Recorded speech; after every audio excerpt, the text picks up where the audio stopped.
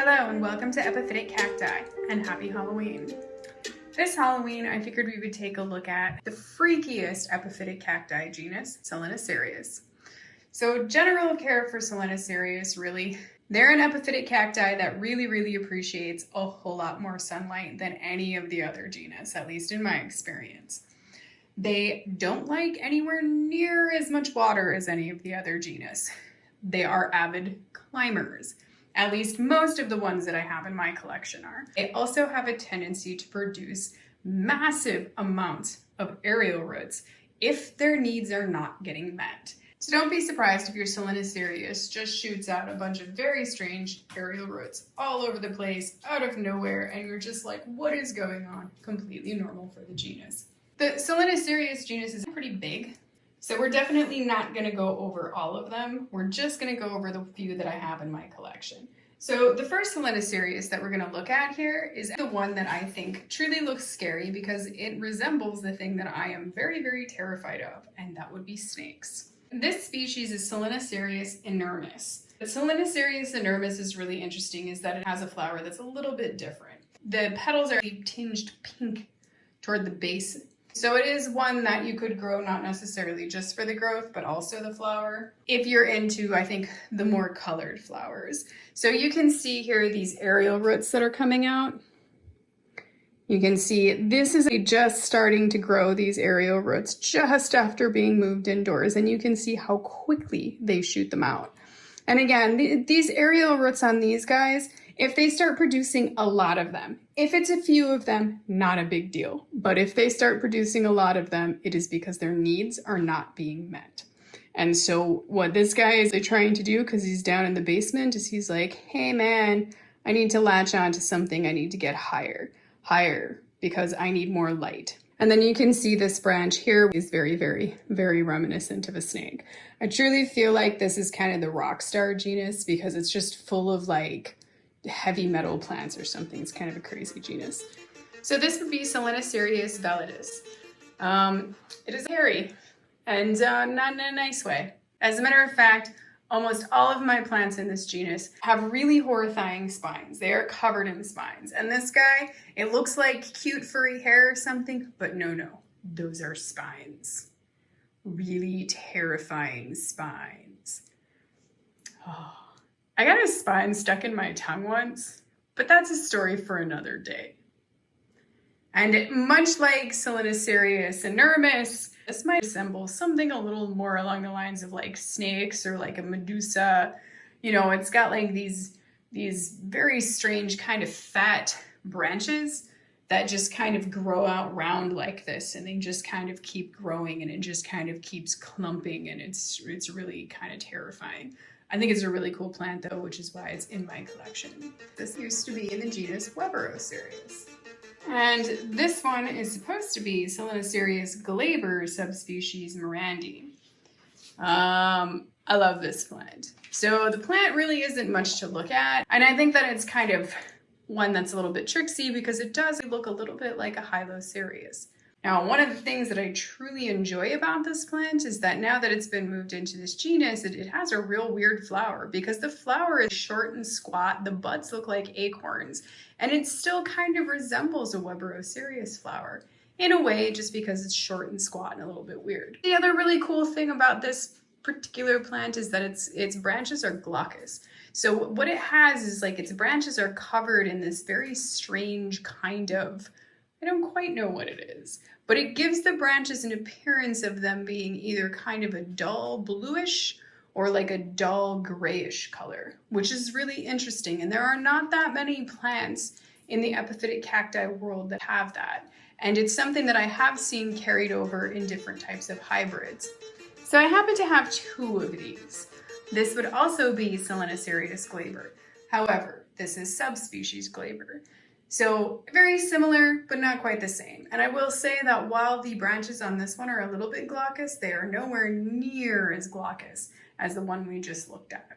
The branches are maybe not as aggressive looking, and it also produces flat branches from time to time. And you can see again, a spray of aerial roots is coming out of these kids, and you can see brand new aerial root back here. If we kind of dip this down, brand new aerial root forming there. So again, very common for Selenicereus. This plant is crazy intense. This plant grows like an absolute maniac. And you see once again, we have this very kind of common theme of these climbing snake-like branches. These branches are not real flexible though. This has very, very stiff branches. And this is a quite large plant and it has not bloomed. That is another thing that I will say about Selenicereus is that quite frankly, they can get massive and still not bloom. You can see the sheer volume of aerial roots that this guy has produced over time here. He's got massive amounts of aerial roots. And some of those aerial roots get really long, like you can have really long, crazy aerial roots like this. This one really likes to throw them out indoors, especially, if it's not getting enough light, it'll just start throwing them out like crazy. And it looks really cool. I actually really like the aerial roots. So this one would be Selenicereus pteranthus, form McDonaldiae. I have no idea if I said that right, but that's quite the crazy thing. Where the areoles are, they're sitting on like a raised kind of part of the branch. So it's a little bit strange and interesting. It looks very aggressive. It also has extremely aggressive spines. This is not a plant that I want to repot anytime soon. So this is one of my favorite plants.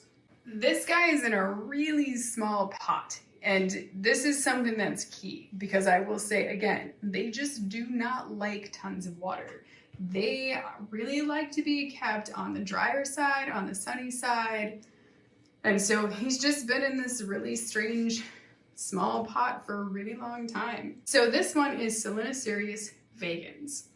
You can see that Selenicereus Vagans has like this spray of like aerial roots back there and stuff. It's got like all these kind of crazy aerial roots. You can see some corking on some of the branches there as well. That is an issue that happens with the grow light. Over time, when they're downstairs, if they're too close to the grow light can cause some kind of strange things with the branches where it'll start corking to kind of protect itself from those lights. What this thing does that's super fascinating though, is it actually produces magenta or almost red aerial roots.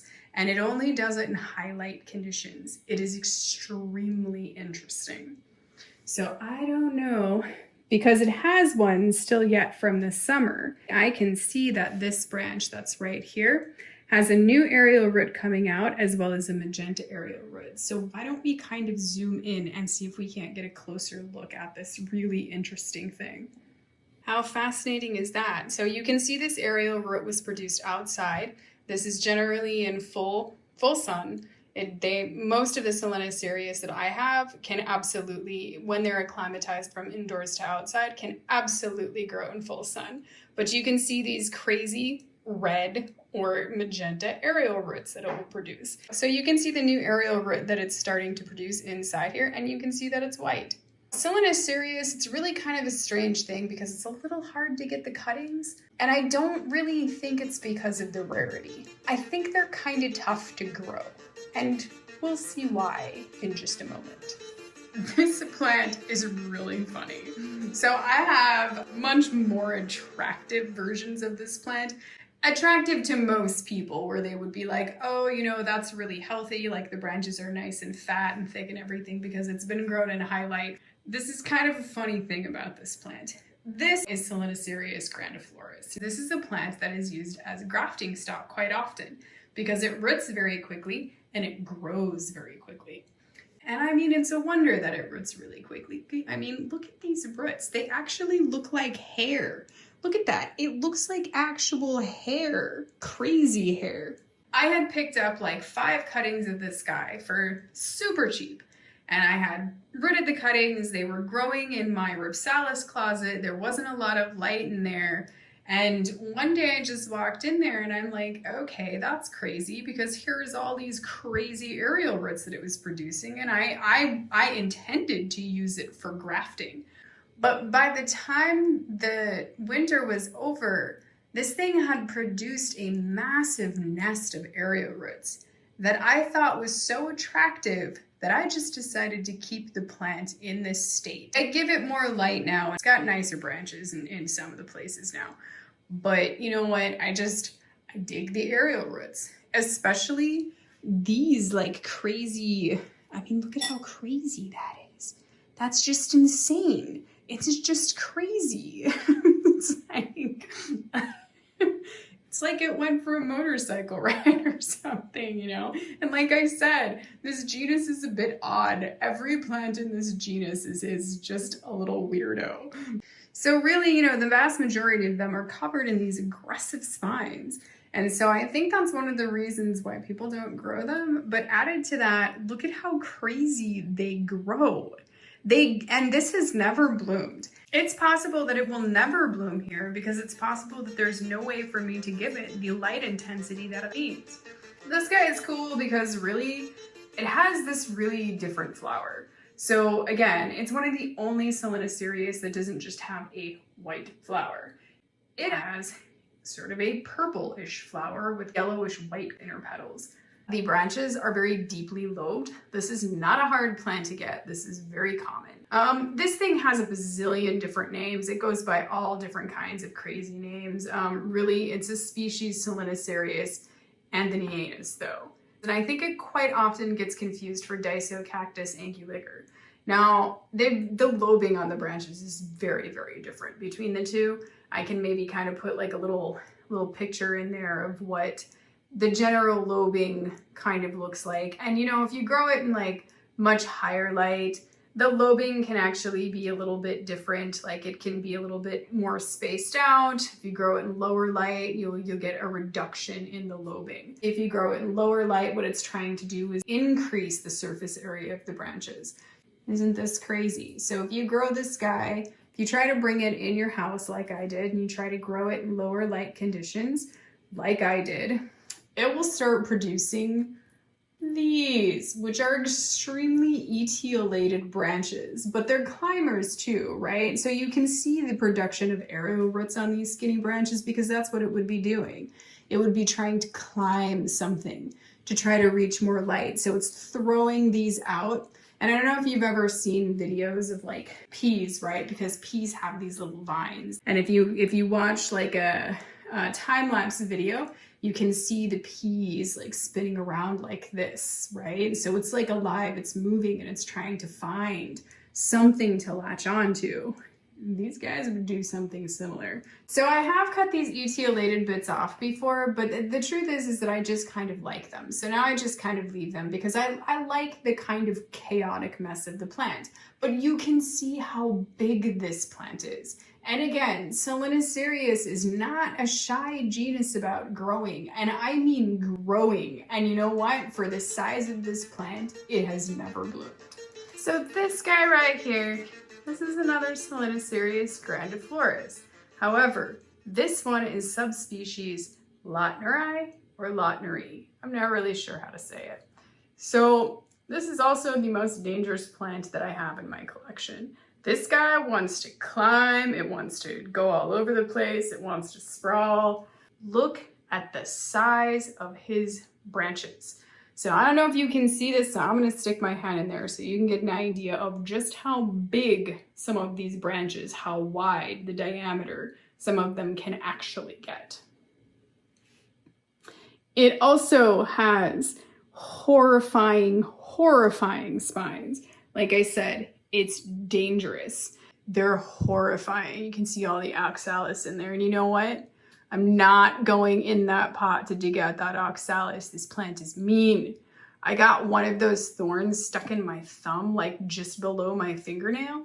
I thought I was gonna lose my fingernail. It was horrible. This plant is so dangerous. But you know what? It also has one of the largest flowers. It's got an intensely large flower. So that would be my collection of the plants in the Selenicereus genus. Like I said, there are tons more. And if there is something out there that you think is super cool that's in Selenicereus that you think that I should check out, put it in the comments and I will go check it out. I hope that you've enjoyed this Halloween special on Selenicereus. Thank you for watching. Happy cacti growing and happy Halloween.